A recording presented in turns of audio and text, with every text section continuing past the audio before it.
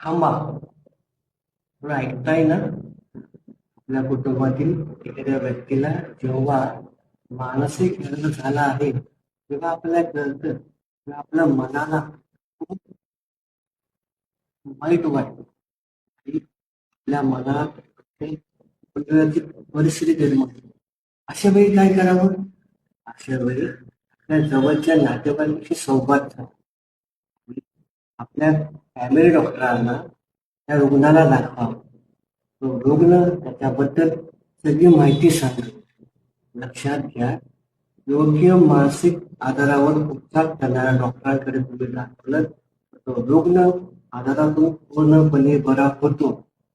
एक लक्षात असू द्या, तुमचं त्या रुग्णाबद्दल असणारे प्रेम, जिव्हाळा, आपुलकी, काळजी सगळ्यात महत्वाचं मानसिक आजाराप्रती तुमची असलेली जागरूकता याच्यामुळेच तो रुग्ण पूर्णपणे बरा होऊ शकतो आणि पूर्वीसारखा आनंदाने जगू शकतो.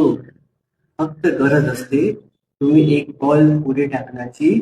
जेव्हा तो दोन पावलं पुढे टाकतो, पुन्हा सांगतो, लक्षात असू द्या, मानसिक आजार पूर्णपणे बरा होऊ शकतो.